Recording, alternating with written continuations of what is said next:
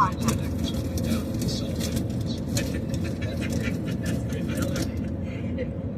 do you think, like, about your general purpose? We're gonna wrap up here in a couple of minutes. But about your general purpose, I'm really, really curious because most people think, again, I'm trying to think from the perspective of this term, the conditioning, let's say.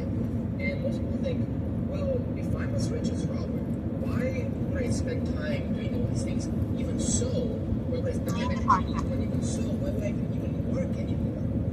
Because if I have enough money in my head, I'm done. I need to get a teaching why, which is exactly the reason that I don't do that. But what drives you to keep doing what you're doing? And what's your purpose going forward? Because you don't have to do any of this. And I think it's important for people to grasp that. Very smart young man.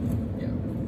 Yes. No, thank you. No, you are very intuitive. It's that I don't need the money. That's the reason I do it, you know.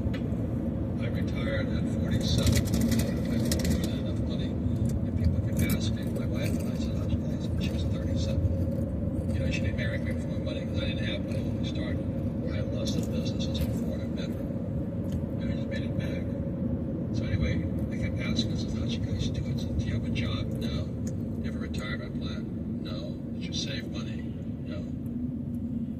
So they kept asking us, and we created the cash flow game so they could understand income statements, balance sheet statements of cash flow.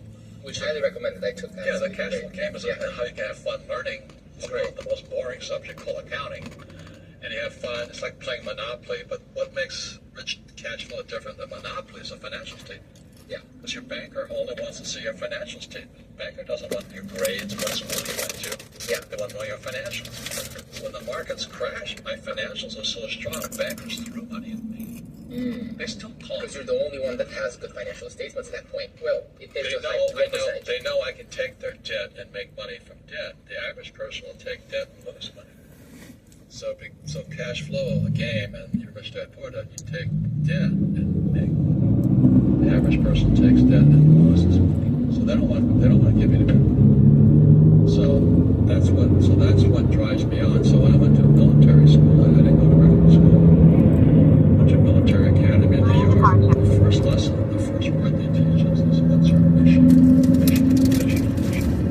Mission is spiritual. So that's why when I graduated from military school, I didn't have to go fight. I felt the need to go fight, so I joined the Marine Corps to go fight. And when I came back, my poor dad said, why don't you become an airline pilot? I said,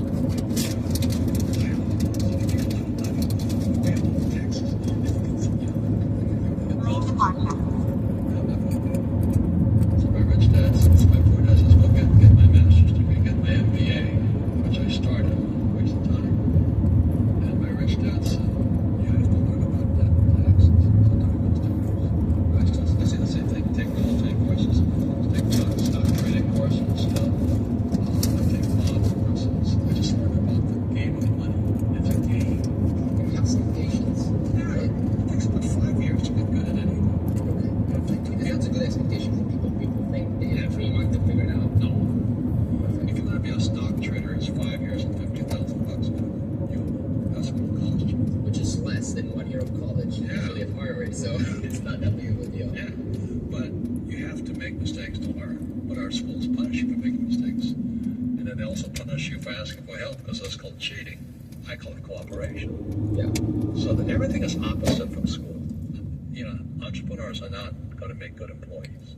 So you might as well think of your conditioning into the opposite, and you're probably better off. Well, you got to change. Go to school, get a job, save money, pay taxes. Yeah. You know, the question right now is, how do I make so much money?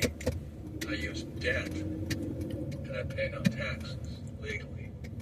I said, I wouldn't be saying that if I was crooked about it. But I don't have to hide, because I do it legally. And you explain how that works in this book. Yeah, well, as best I can. You know, my study has been like a lifelong study.